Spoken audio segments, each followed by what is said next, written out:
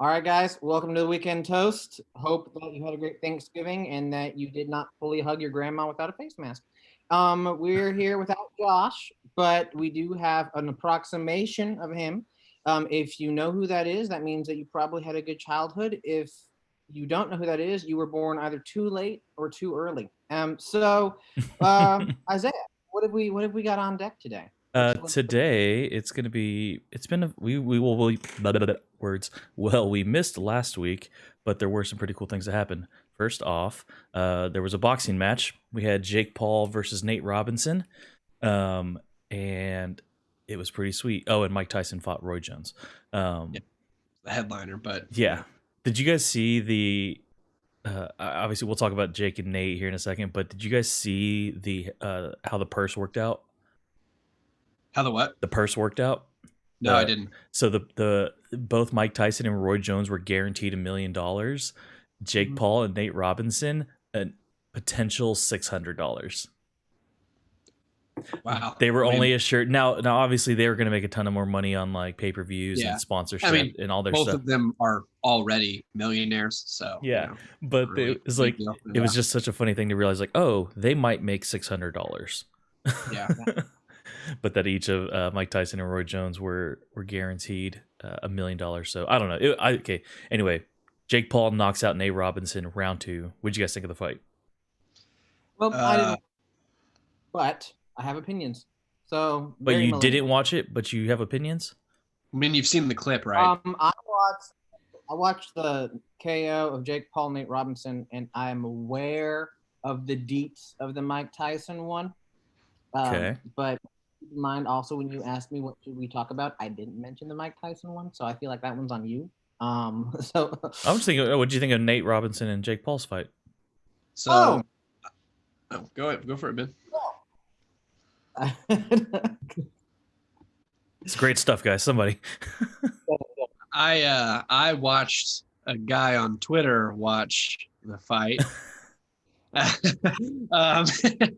But because I didn't want to pay $50 for that one, I paid for my UFC fights. But that one, I wanted to see it, but I was like, nah, I don't want to pay $50 to watch it. But anyway, I knew that like Logan Paul and Jake Paul, especially Logan Paul, like they've been boxing for a couple of years, like not necessarily professionally, but they've been like taking a lot of lessons and training with professionals, and there's always a difference. And it, like anybody who knows anything about fighting, who's had even the smallest amount of professional training, has a huge edge over somebody who just like, well, yeah, I fight in the streets, you know? Yeah. So, and you can see it. It like the eye test. It's like, oh yeah, nope, this guy's never really fought professionally or amateurly in his life.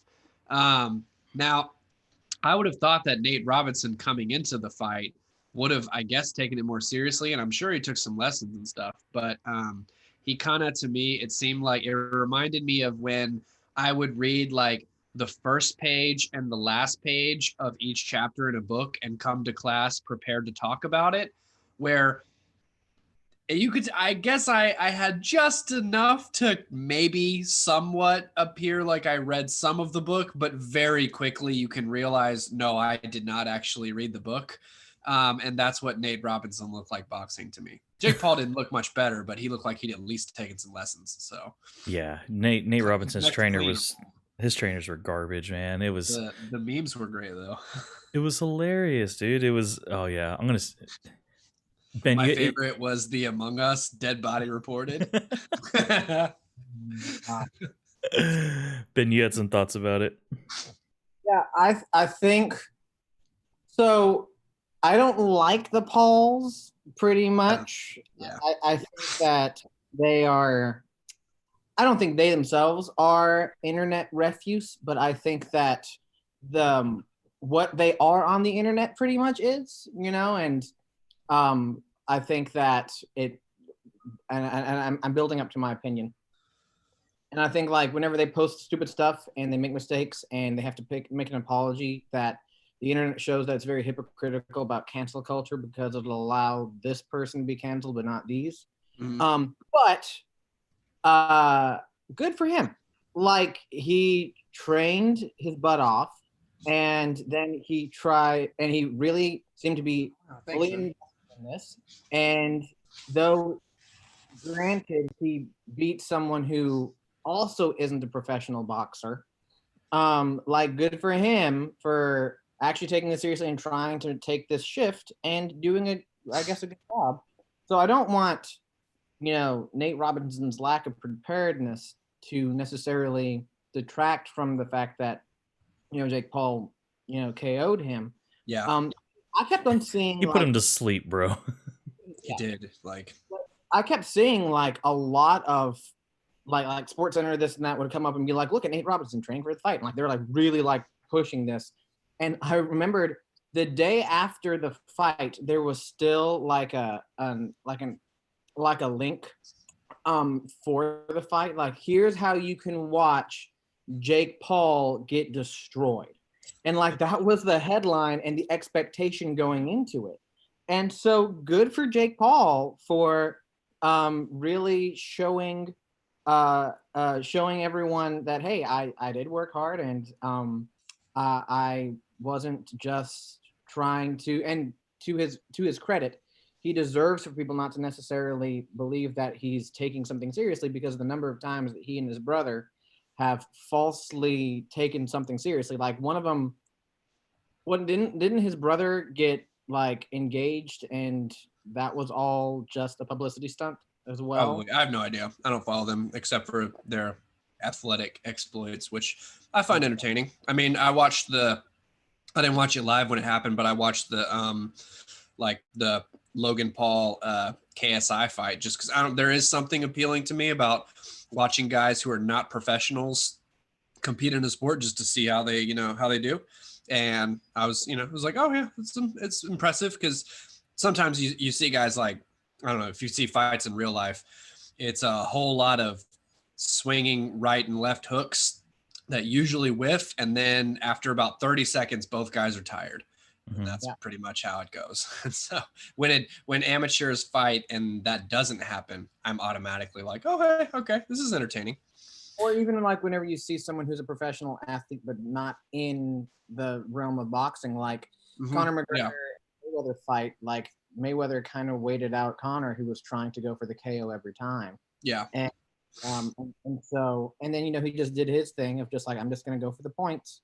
And I'm not. Mayweather played Conor McGregor. Yeah, I mean, he gassed himself out, but it was $100 million paycheck. So yeah, exactly. Yeah.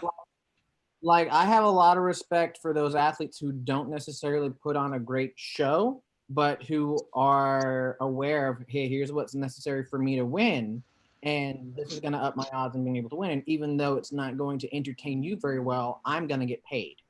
Like probably like the Spurs then. I don't follow basketball enough to fully appreciate that comment. My wife would resent you for that. But if you're saying if the comparison you're making there is that they're not pretty but they're effective, then yeah, I would give credit to that. Yeah, it opened up. So like I know Mike Tyson's trying to make like basically a Legends League for like former boxers. Like I think Oscar De La Hoya has been kind of in talks to maybe come do a fight, and so they're trying to get a lot of these it's old guy fights, which I don't want to see like Mike Tyson take on a real young heavyweight right now. Although, I mean, I don't know, if anybody who's not the top of the food chain, I think Mike Tyson could probably slaughter him, because I mean, we saw that the power and the speed was still there. But I don't know, like man. I don't know if he can go the distance with a current professional at the top. No, yeah, that's what I'm saying. Anybody that's not at the top, I think he definitely showed the power. Like if you get some, 25-year-old kid with 4 fights on his record and you throw him in there with Mike Tyson, like, I don't know, anything could happen, but I might put my money on Mike Tyson. The experience and the power's still there. But I like the idea of like this Legends League, especially with the undercard fights being kind of just silly, entertaining things like, right. Celebrities versus athletes of other sports. Like, I don't know. So there's entertainment value about that. Like I remember when Bieber was talking about fighting Tom Cruise, and I think we all knew it wasn't going to happen, but I was like, if it did happen, I'd watch it. Pay for the pay-per-view. I would host it. I don't know. There's something in me that wants to see that. So Be interesting for sure. Did you guys see the reports that Mike Tyson was high during the Uh-huh. fight? Not surprising. Yeah. Oh man, those post game interviews are the best. I think the highlight of the night, everyone said, at least on Twitter and stuff, was Snoop Dogg commentating next to like Yeah. Sugar Ray Leonard or something like that. It was pretty funny just listening to him He said at commentate. one point, "This is like watching your drunk uncles fight at a barbecue." Yeah.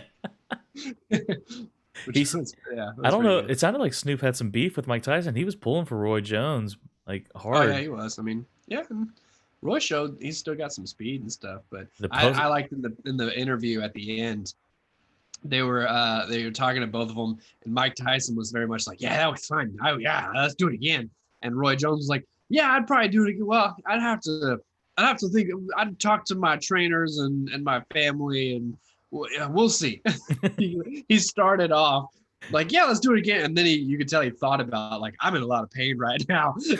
Just slowly went down to, "We'll see." The best part was at the beginning because he came to Mike Tyson. Mike Tyson pretty much just said, Mike Tyson was like, "Yeah, I'll take a draw, whatever. It was fun. It entertained the people."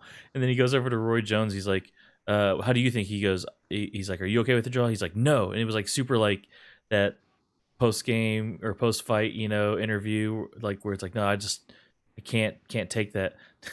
And then like he started backtracking slowly. He was kind of just like, I guess, but he's like, he does hit hard though. yeah, those body shots. Those body shots really took it out of me. It was intense. So, yeah, I don't know. I think whenever you merge these two worlds, I think from a marketing standpoint, like this is stuff that needs to be taught like in schools. Like just seeing how you can go from being a YouTube, just seeing these worlds overlap. Like Jake's, I can't stand the guy at all. Like I think he's a horrible influence on the youth on the impressionable youth that follow him. It was hard to see him win. I wanted to see the opposite happen. Nate Robinson just put him to sleep. But I didn't necessarily have any like desire on like who would win or not. I'm just making it clear. Like I don't think he's a very good guy. I think, but the fact of what he's been able to do. I mean, he's on YouTube. He's just from where he started to where he's at now. He kind of rode his brother's coattails, really. But yeah, I mean, but it wasn't Logan Paul versus Nate Robinson, True, yeah. Although I'm sure in the future Logan Paul will probably fight again. Yeah, they were talking about fighting each other or something, but I think it's just cool to see. Great, I would love to see them fight each other because no matter what, you get to see one of them get beaten. So that's like that's great. Yeah, win-win. No, didn't he fight KSI? Yeah, Logan Paul did. Yeah, he actually lost, I think, both of them, but it was respectable. It was it was a legitimate boxing match because KSI had a lot of boxing experience as well, which I have no idea who that guy is outside of the fact that he's another YouTuber who fought Logan Paul. That's literally the only thing I know about him. Which is what like separates, I think I probably more than y'all follow, personalities in the like YouTube community and stuff like that. But that's honestly what separates them from, just any person that has any form of success, is their ability to transcend the YouTube platform and make it into, to where you got guys like LeBron James laughing when you knock out a guy he's played basketball against, or Steph Curry's tweeting, about these things. Tweets were they were so good. Like I think Nick Young tweeted, "This is not a representation of NBA basketball," and then the best one though, was Steph's. He said, Nate Robinson tweeted out, "I'm gonna shock the world," and like 2 minutes after the knockout, Steph said, "I see no lie." You shocked him. It was intense. Yeah, good. So yeah, I enjoyed it, but I'm looking forward to what's next. And hey, if it's entertaining, then good on them.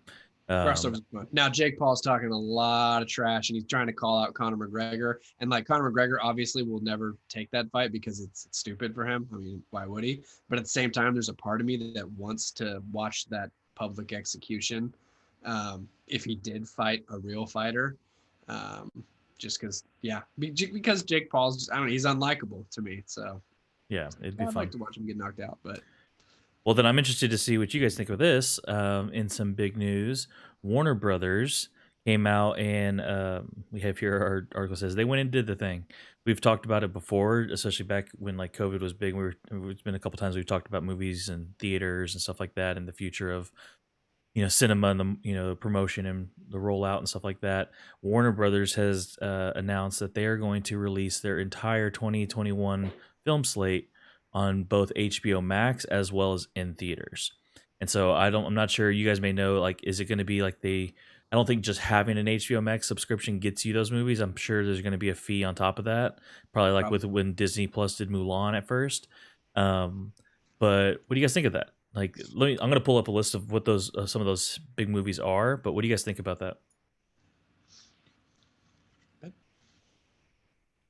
Well, it's just a response to like 2020. Like I know that a lot of it is them trying to get their 2020 releases out there in 2021 as well without like overloading theaters, so to speak. Like if they put all their movies out in 2021 in theaters plan for that year, then it might be like too much and then you're competing against yourself.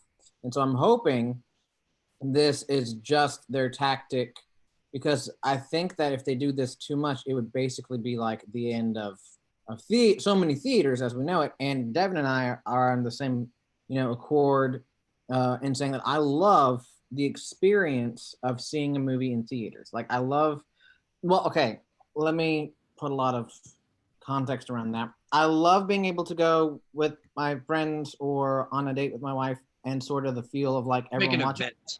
long as there's not an annoying person in the room or near me. Like sometimes I'm like, that more often than not, I really enjoy it. Like I feel like the jokes are a little bit different because you've got the whole room kind of laughing at it with you. I think that there's a different feeling about seeing it in theaters. So I hope that this doesn't, create a full future trend where it's got that dual experience either at home or in the theaters. I hope that we get back to but I think that 2021 will sort of just be that experiment for it. I think like Disney Plus did not wanted with Mulan. Like they lost a lot on that. Domestically, but around the world, they made tons of money. Say it again. I said they made a ton of money around the world. Domestically, like on that first weekend, they didn't do great. Still underperformed according to what they had expected to do during a normal release. And so maybe they're like, this is good enough, but they were expecting a surplus of $1 billion recouped from the Mulan release, especially internationally. But they didn't get the result that they wanted. They didn't get the result that they wanted originally. And so I hope that it goes back to normal, but I'm happy movies are going to come out in 2021, and that'll be cool to see regardless. So let me list off some of these movies. It's going to include Matrix 4, Dune. I forgot about that. I'm super excited about that. Dune, Judas and the Black Messiah, Space Jam: A New Legacy, The Suicide Squad. There's a film adaptation of In the Heights. Let me see what else is on here. Mortal Kombat. Wait, what? Godzilla the King. There's another Mortal Kombat? Godzilla. Thank you very much. Wonder Woman. Conjuring. The Devil Made Me Do It. Oh, okay. Another Conjuring movie. So a lot of these movies. Prime example. What's horror that? movies. Horror movies are a prime example of the theater experience versus watching it at home. It is not. You've got to be there in the theater with even if you have like surround sound and stuff in your home, there's just something about the energy and the experience of watching a horror movie with jump scares and stuff like that in the theater. I don't know, man. So like, think about it this way: I'm sure the people that watch movies at the drive-ins were saying the same thing to some degree. As everything was moving inside. Well, just go with me there. Obviously, there would have been people. The fact that it's all nostalgia, right? Like this is what I think. What we're seeing here with Warner Brothers, like that. I think it's less of like it's a reaction to 2021. I do agree that like 2021's the prime, it's a perfect testing ground, but this is I think what was eventually going to happen anyway.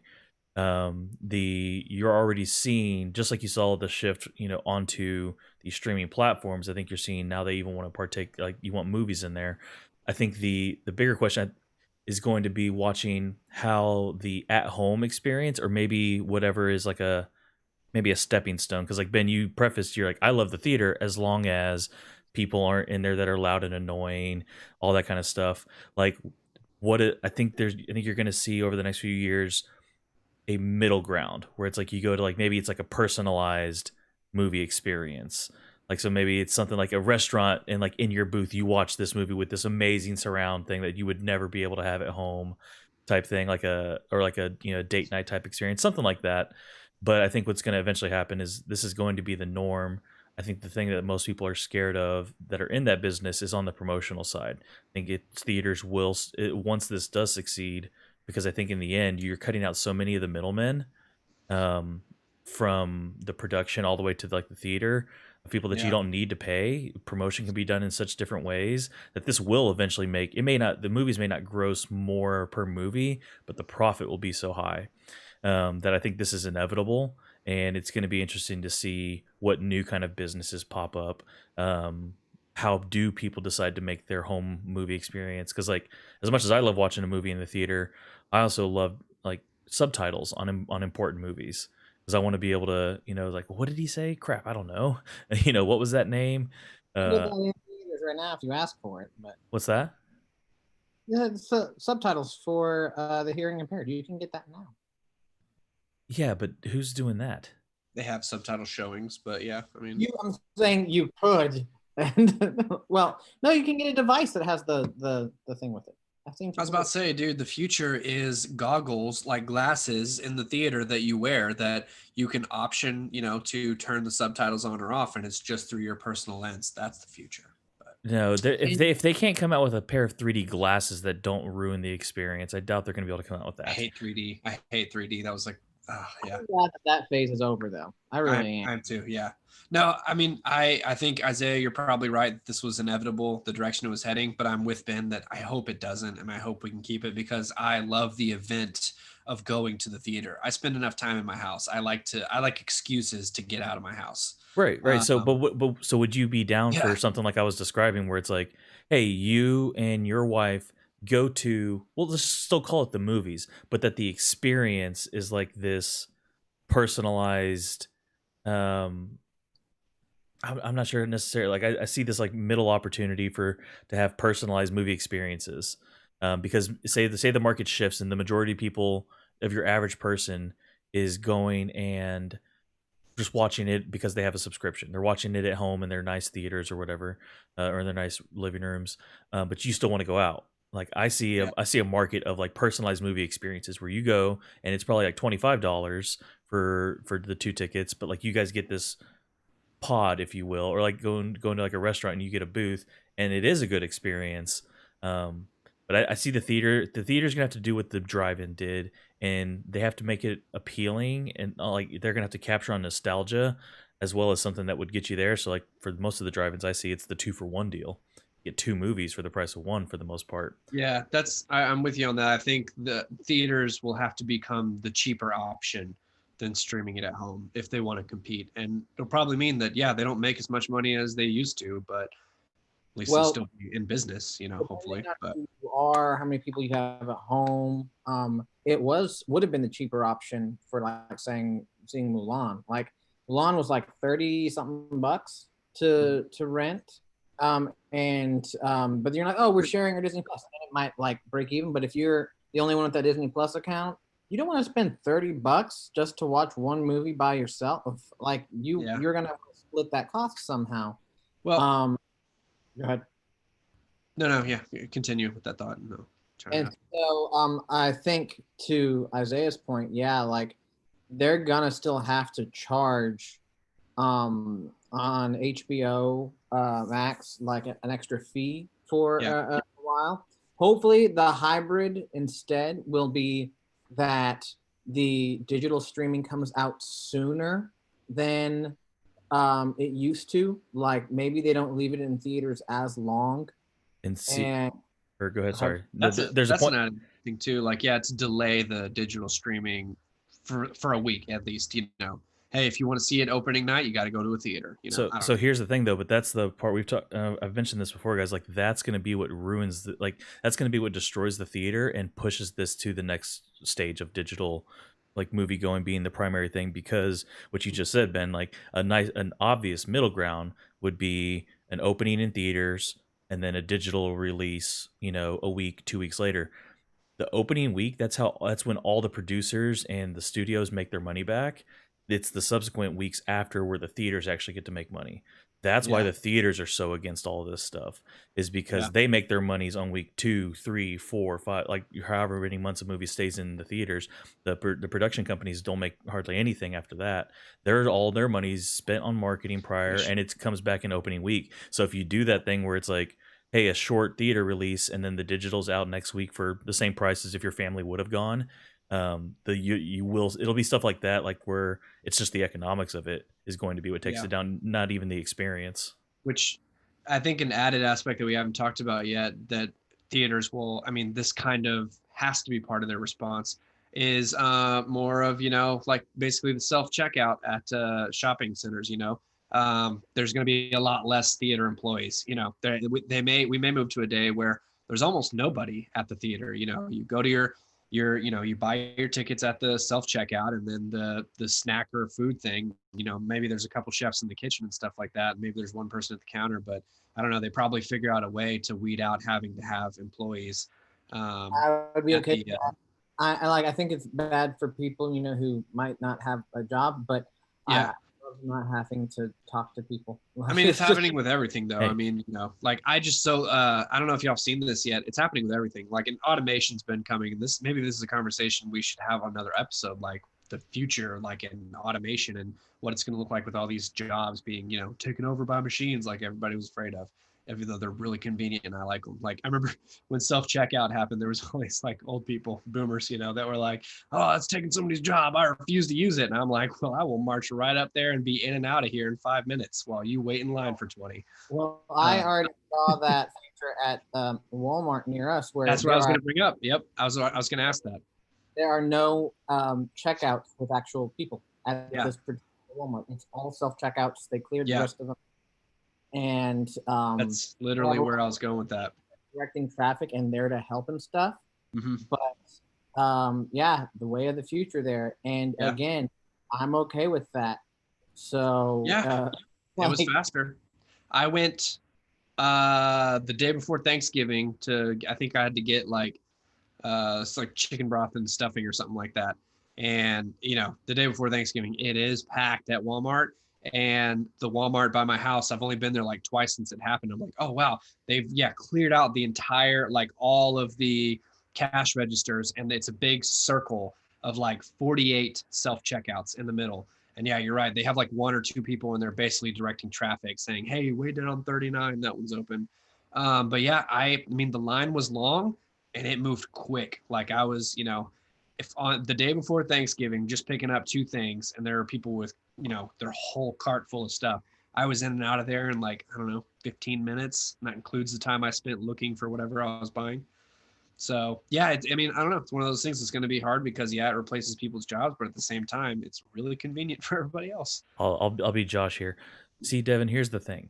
like, it make like that's when the system is perfect because new jobs arise and yeah, it sucks, but you just got to find a way. I'm not sure what he would say. There was a the wow. I remember there was a really like people got kind of butthurt about it, and it was like when the coal jobs started like disappearing. There was like a Twitter hashtag going around called "Learn to Code." Basically, that saying anybody who's complaining about the fact that their job in the coal industry of 30 years is taken away and they just got laid off, learn to code, Yeah. which is kind of insensitive, but at the same time, it's like, yeah, no, new jobs will arise. Stuff gets replaced when it becomes, obsolete. So Yeah, I mean and that is the reality though, that's is your job. you've got Obsolete.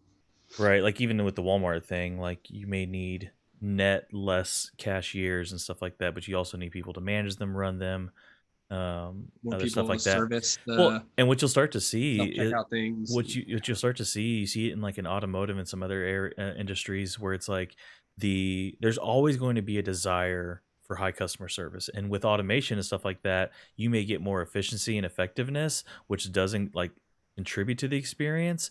However, like to get to that top notch, it does take people. So there's Yeah, always going to be a place for human customer service, even for in sure. something as seemingly like unimportant as grocery shopping. And so it'll be interesting to see. Like this is a total shot in the dark, but like in the next probably 5 to 10 years, as the automation becomes more and more, like watch what people start like hyping up. I want to see a grocery chain that comes out that it's all customer service, and Yeah, they're the Disney of the Chick-fil-A. yeah, or yeah, that's probably better. Yeah, they're the Yeah. Chick-fil-A um of grocery shopping. Because like to your point, Chick-fil-A was a great example, right? Mhm. Like Chick-fil-A has all the automation stuff to a degree, right? You can place your Yeah. orders on, you can pick up all that stuff, but it's the people that make that experience.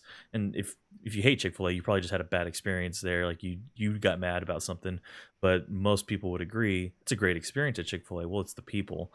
And so yes, and all to get back to like there's always going to be a need for people to get to that esteemed level of an experience, regardless of how many self checkout machines are doing You're their right. job. That's a really good point because like Walmart and like McDonald's and some of these other places, I mean, when you ask the general customer service there, it's pretty bad, Yeah. especially like McDonald's. So hey, if McDonald's wants to go fully, like automated, like there's maybe one person in there cooking the stuff, or maybe a couple of Oh, cooks, but that would be everything else, horrible. like a conveyor belt that sends you your food and everything. Oh, dude, I'd be so for it because McDonald's employees are usually really rude. Sorry if anybody here works for McDonald's and is not rude.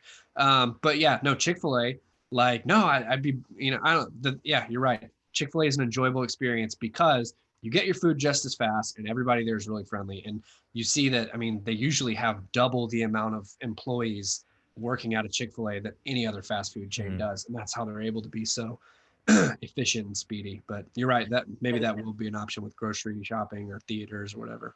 Well, here's the thing though, other businesses, their economic solution is not to pay people more and to promote positivity, because like Chick-fil-A's like employee pay is higher than your average Like 15 uh, bucks an hour. fast food. Yeah, Yeah, their other solution is let's put up giant screens in the McDonald's lobby so that way they don't have to deal with our employees so much. That'll exactly. Yeah, experience. That's true.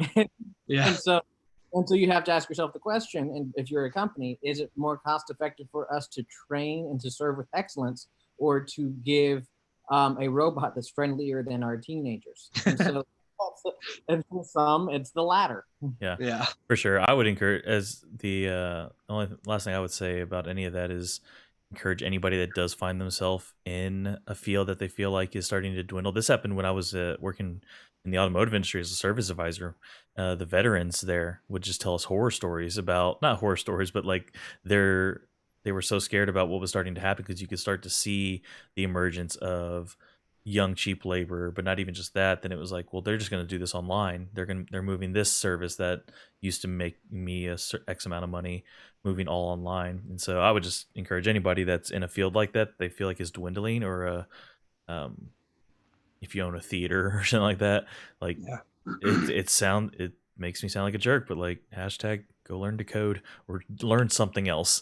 Like just Yeah, I be mean, ready to diversify your skills, yeah. because like the reality, or just find out what that means. Like if theaters, or whatever way theaters end up going, like I said, a job is created on the other side. Find out what that job is and see if it interests you. Yeah. If See you the writing on the wall if your industry is becoming inferior and obsolete quickly because yeah, you've only got a limited amount of time.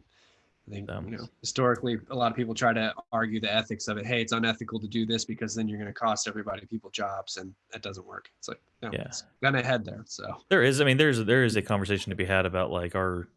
I think there is a slight moral conversation to be had about taking care of people, yeah, no, sure. and like not being just jerks about it. But that doesn't tend to rear its head in such pro-capitalistic, which I'm for capitalism, Yeah, but it's usually kind of it a works for. yeah, right. I mean, that's jokingly, but yeah, it's like capitalism is great unless you're the one not doing well. Yeah. Good job moving. Some people propose like universal basic Yeah. income. You So, know? hey, so it is December though. Happy Advent season to you guys.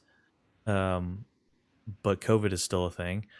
Did you guys see, like, even the White House was like, "Come on, Texas, like, get it together." No, I didn't see that. Like when Trump is the one telling you, I was "Hey, about to say, which administration? oh, like if they're, I forget, they do like the color coordinating thing where it's like Yeah. the pretty much just say like how out of control things are, how bad it is. Texas is black. Jeez. Yeah, I mean, It's yeah. insane here. What do you guys think? What do you guys think all of this stuff? I mean, if you have any thoughts on just the latest COVID upticks and how things are being handled or not being handled, like, but then specifically in regards to like, what's that going to do for the holiday season? Uh, I know Black Friday was horrible. Everybody went Yeah. online, and so like Mhm. UPS is pretty much said like if you didn't already, it's not getting there on time, like type stuff. Yeah. Yeah, I think we're so stupid. Let me just start here. Like, go back to March. There's like 15 people who have COVID, and so we're like, shut the country down. Yeah. We said, I'm tired of COVID, therefore it's over. And so like we began to like go back into things. And then the measure of success for Texas was as long as we can treat and as long as we're not 100% overwhelmed in the hospital, let's keep it going. And unfortunately, years down the road, whenever you see that a lot of people died in certain states or contracted COVID in certain states and had more long-term health problems, but their economy did better, then those are going to be the things that people remember if they didn't directly lose a loved one, and we're not going to learn. Yeah. But I feel so bad for all the healthcare officials and scientists who were screaming back in March, "Hey, we need to A, flatten the curve, and B, remember, it's gonna get worse again in the winter." Like they said that in fall, winter months, it was gonna surge again. And here it is, worse than it was before.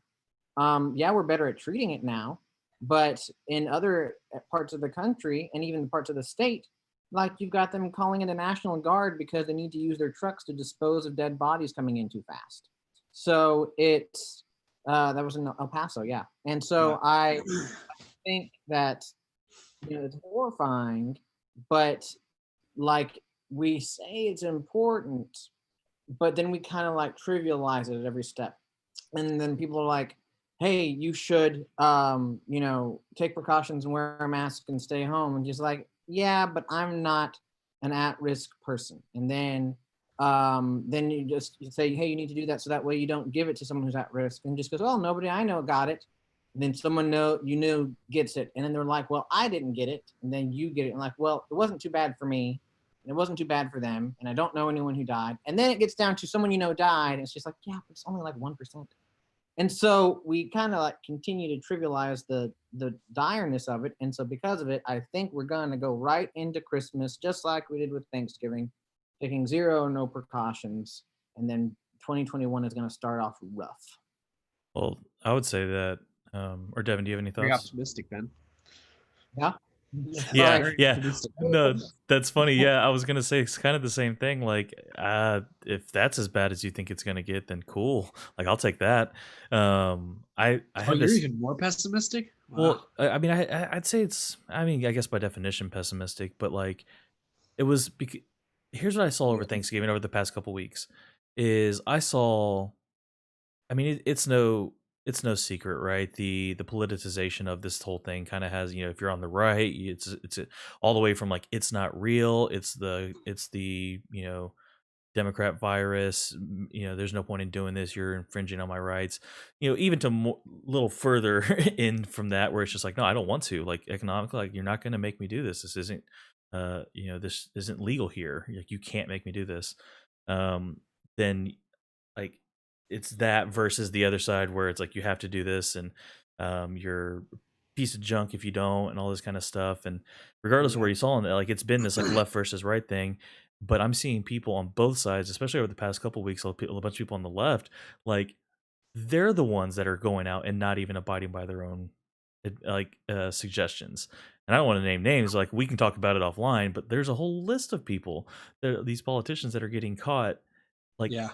out of the country, seeing family at big weddings, at restaurants. And it's like, okay, at that point, that's why I had this thought last night where I was just like, man, at this point, like I think it's going to have to be one of those, it runs its course. And what I mean by runs its course isn't just like whoever dies dies, but like the vaccine's almost here. Whoever's going to get it gets it. We're going to continue to have this fight of like, hey, wear your mask, don't wear your mask.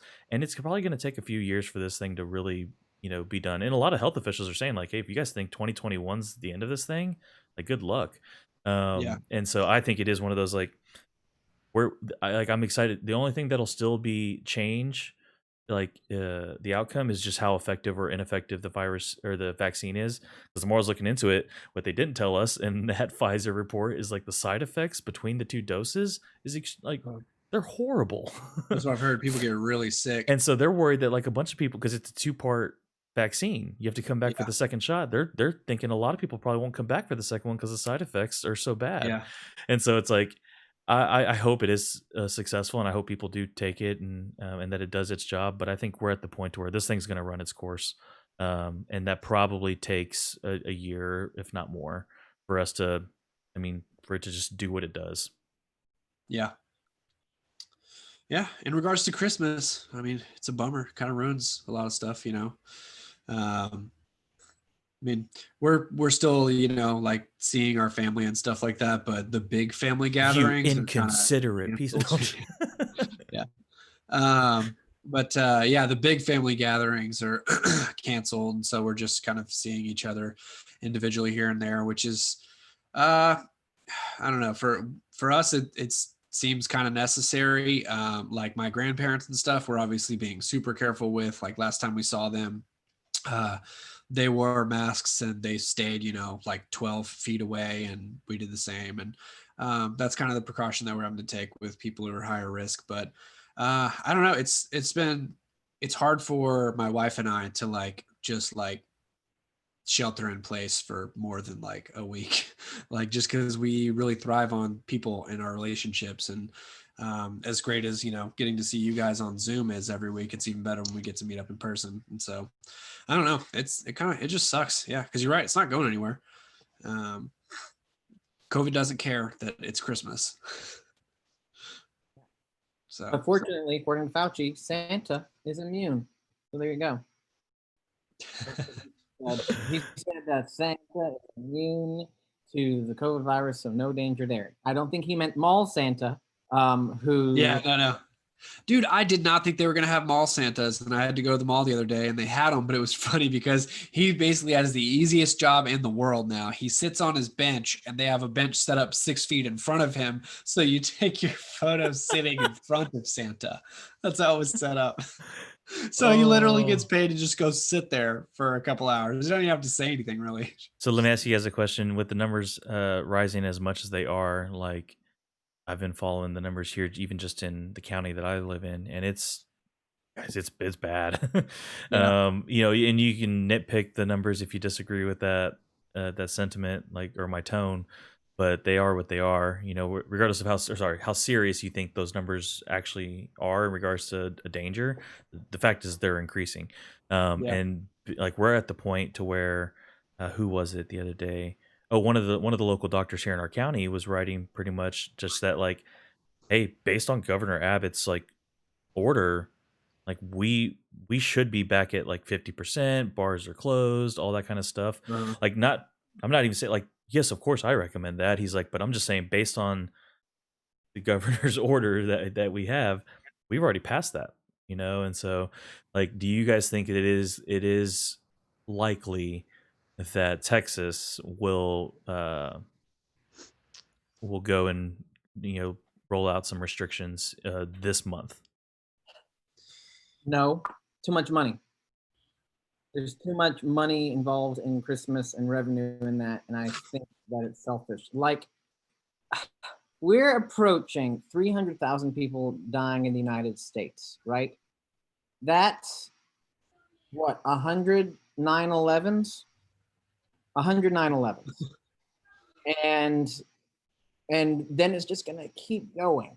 And I think that our country and our state has really shown its hand that there's a price amount on human life. One of my government professors, he said that there were some economists in the 90s and in the early 2000s who sort of looked at how many people have to die in accordance to a problem um, before they are going to create a change.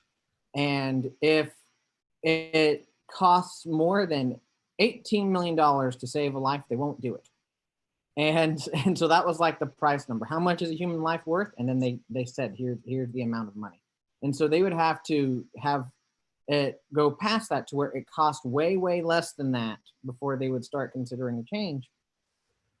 And I'm just frustrated because here's the thing: am I a part of a lot of solution? Probably not necessarily, because I'll still go out to a restaurant, I'll still go to the gym wearing my mask, wiping everything off and doing that. Yeah. But I think that the fact that we're too afraid to put very strict mandates down, and that it's a political issue to wear a mask, I think it's just really frustrating how little pro-life our country really is, considering the current situation. Well, I mean, And I'll play the other side a little bit. Is that really a fair assessment, though? Like, I mean, technically, the government, we in Texas do have a mask mandate. People aren't following it. You right. And know, so I'm saying not just from the state of the powers that be. I'm saying as people, as I think it was Fox News a couple of days ago. They had a report that they had to share. Like, it was just too big, and the post was, or the data was, that in counties that strictly enforced wearing a mask in public, COVID rates were down, and in counties that did not strictly enforce it, COVID rates were up.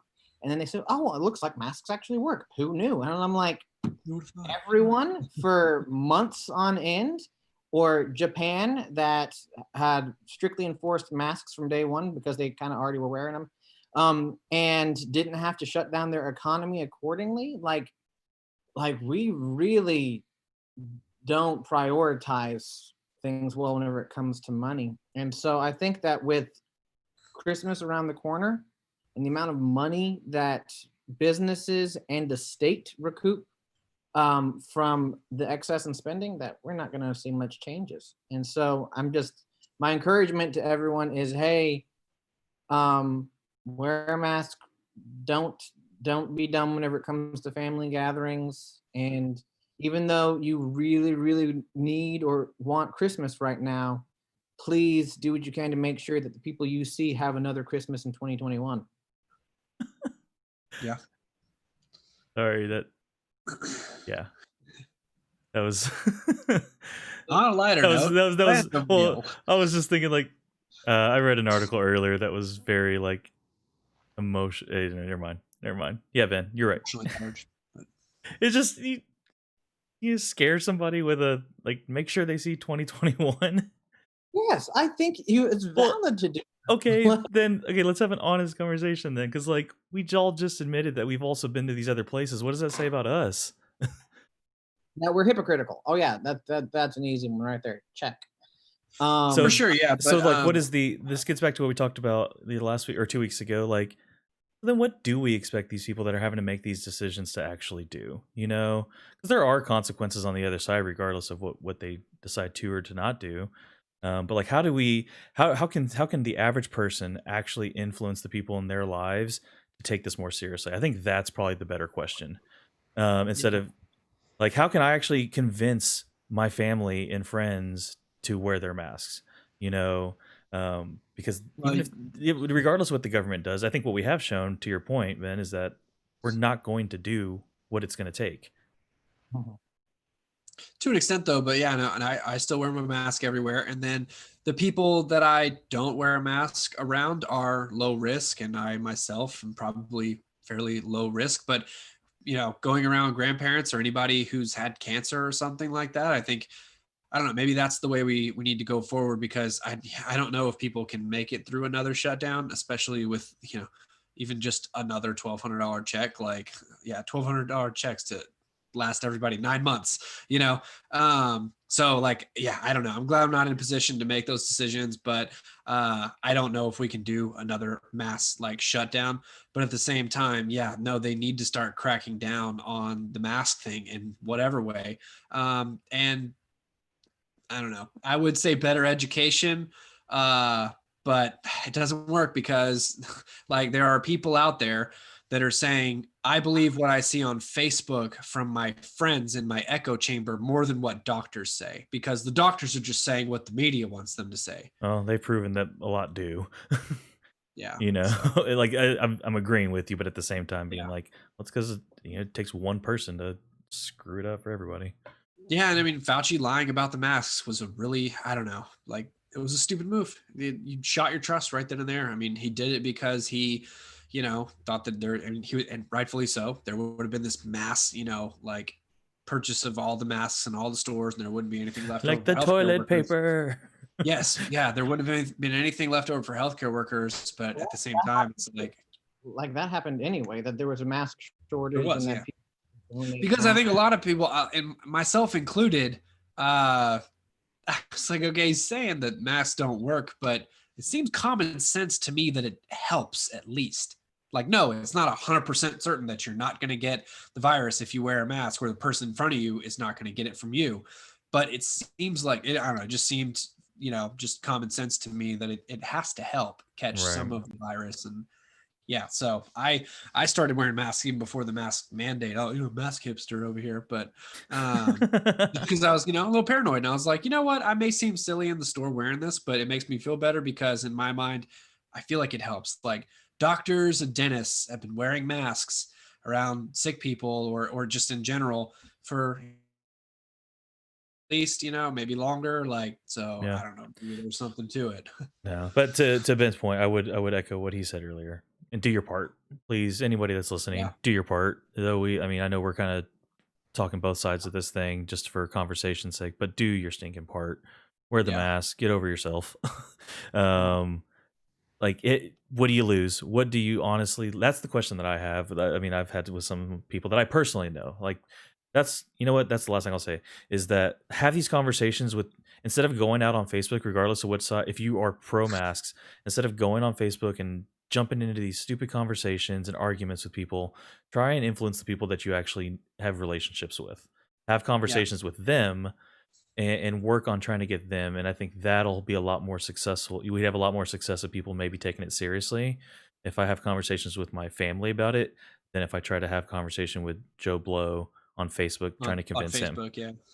And so Now, what about when it's family on Facebook? that, I But you mean, don't. well, we guys, From another state. I think we've made it obviously clear. Although we are the Weekend Toast online, an online podcast, we have all agreed that there is little to no good that can come from an argument on social media platforms, Yep. other than just being a big, find out that you had more piss in your bladder than the other person.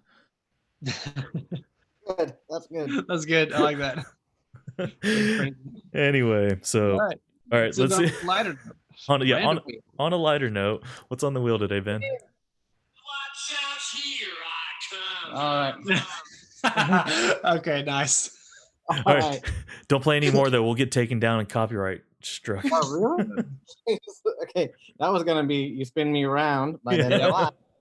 you had to get cut off. All right. So let's do this thing. You I'm spin not- things around. Different Did we melody. get shut down? How much would we get shut down? Like I forget what the time limit is, but okay. copyright Light music. blue. All right.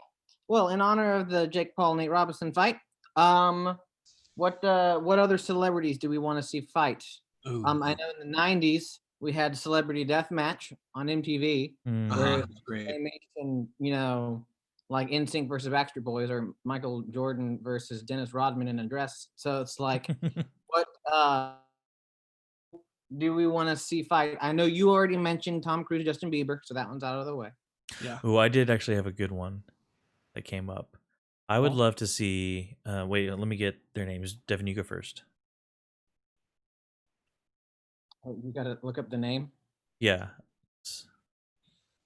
Go ahead, Is it Devin. like where you've seen that person in a lot of movies and you're like, oh yeah, I don't know. I feel like I want to see somebody fight who I know is going to be somewhat athletic and competent. I don't want to, watch a guy, be winded after 30 seconds and then they just lean on each other. So as fun as it would be to watch, I don't know, like just Joe Blow average celebrity. Like I'm probably going to pick somebody like The Rock just because he's a huge physical, kind of intimidating Specimen. person. Like, so yeah, specimen. So it's like, man, I'd like to see The Rock fight in real life. He's a pro wrestler formerly. So I would say like somebody like Idris Elba, but he's actually had a professional for like in his 40s, like it was a couple years ago.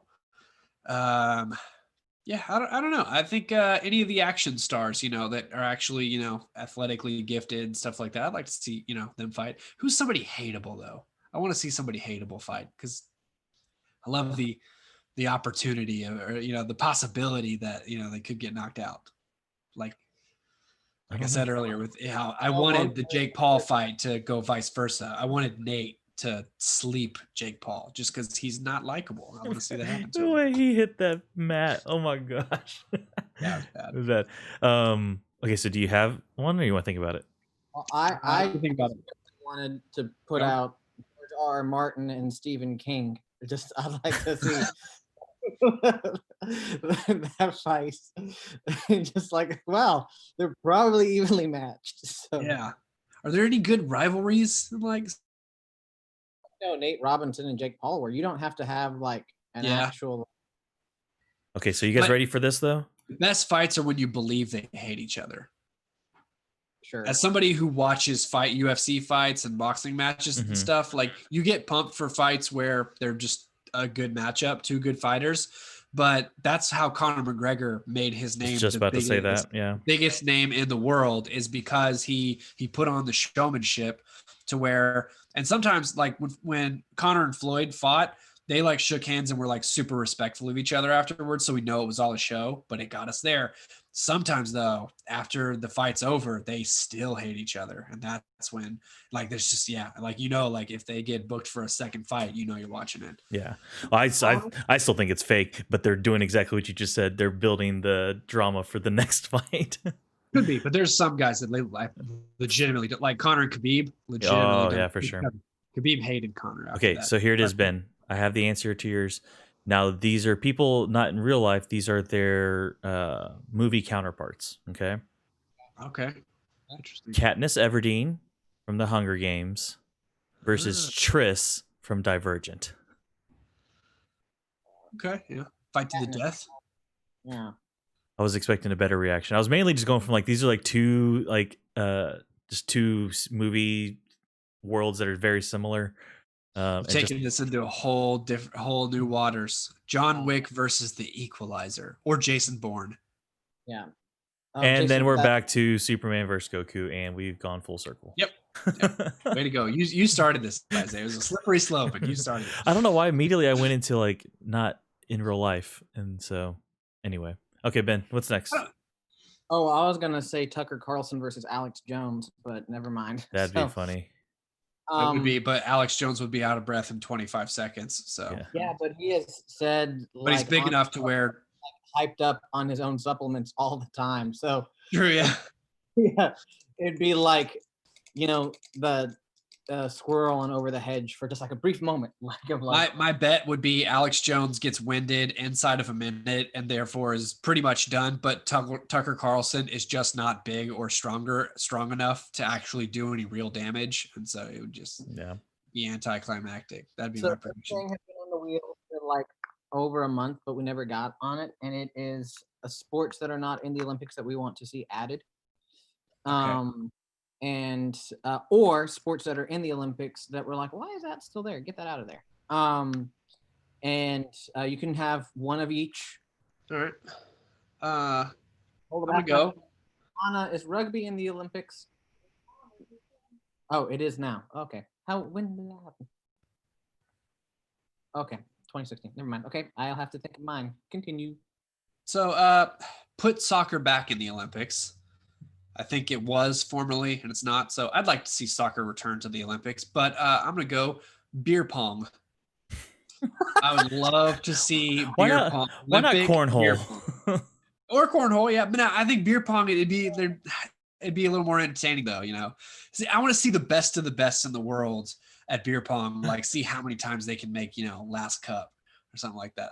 It'd be entertaining. And then as far as sports to take out, uh, I don't know, maybe some of the equestrian ones, like those are just kind of Like the boring horse to me. dancing. Horse dancing, yeah, take that out. That's yeah. I would say for me, I think there's some like obvious ones that need to be like UFC. I think UFC should be in the Olympics. That's an interesting one, yeah. Like amateur, they have amateur boxing, so Yeah, like amateur MMA. then like golf still isn't in the Olympics, right? No, yeah, it's not. So like I think like golf's an obvious one. Ben Honest said rugby is in the Olympics. I thought it wasn't still. I didn't think it was. 26 Okay, and then the other one that I would like be passionate about, I believe it is going to be in the 2020 or the 2021 Olympics now. But like esports. I knew you were gonna. I knew you were knew gonna. it, yeah. Hey, look, go watch highlights of like the world championships of like Rocket League and tell me these dudes aren't like they have not mastered a craft that like would take like Tiger Woods level type commitment. Here's the thing: if you want to argue against esports, you're gonna have a long list of things you got to defend above that, and Yeah. and I think you're gonna run into some problems there at that point. But yeah, I'd love to see. I'm looking forward to seeing esports. I believe skateboarding's already on the docket for 2021 too. That would have been one that. Is it really? Okay. Yeah. I mean, even if it's not, we've had the X Games, so Well, you but that kinda was the get- whole point, The though. X Games is basically the Olympics of extreme sports. Well, yeah, but like to your point, on the winter side, all the snowboarding stuff has made it into the Olympics. Like now, True, like yes, the and skateboarding yeah, side like- needs to do the same. Right, and that's the best part of the Winter Olympics, in my opinion, is like. Oh yeah, when Sean especially White when got to Shaun go out there White- and just yeah. sword, oh, it was awesome. Oh, dude, it's awesome, yeah. I'm gonna say take out esports. I'm gonna say put in like Ninja Warrior type stuff, like the obstacle course. But like Do you free running contests.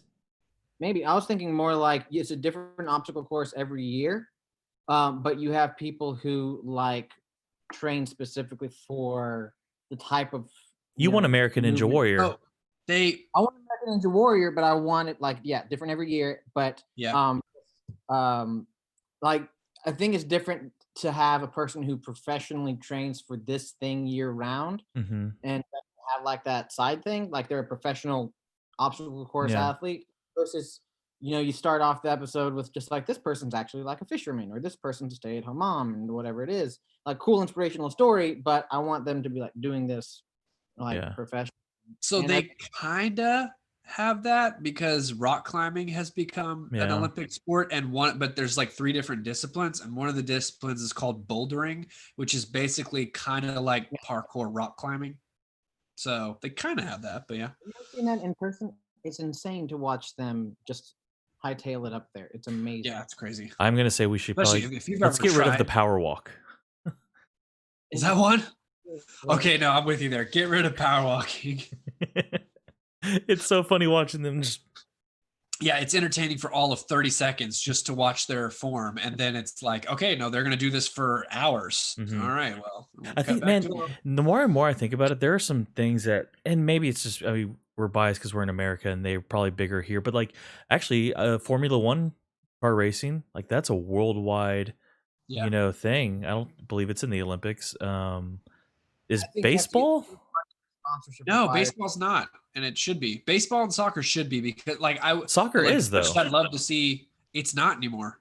Oh, Yeah, it hasn't been since like at least 2012, I think. I mean, it's been at least a couple Olympics where we haven't had soccer, which I'm like, why? It's like the global sport. oh, you know what I'm thinking of? There's like the I thought it staggered with the World Cup.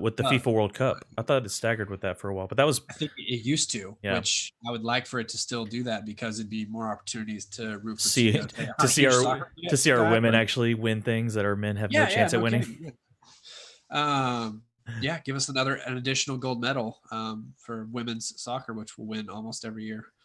But Yeah, no, I'd like to see soccer and maybe baseball. I mean, as much as I love football, it's like my favorite sport. There's just not enough nations in the world that play football, and I really wouldn't even want to watch it because it would be like watching an execution. But Yeah. like Team America played anybody else in football, but baseball and Basketball. soccer. What? Not with Yeah, basically, yeah.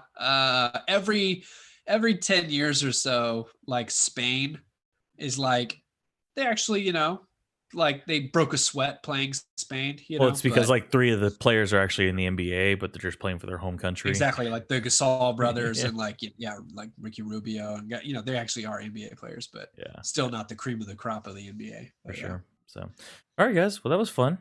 No, Uh, wait, oh, what? no. Oh no, it spun again. Oh, it landed on something we already did. All right, Okay. move on. All right. All right. Well, I got to wedding to go get ready for. It was fun today. Josh, what did you think? No, what the guy's voice sounds like. So, all right. We will see you guys later.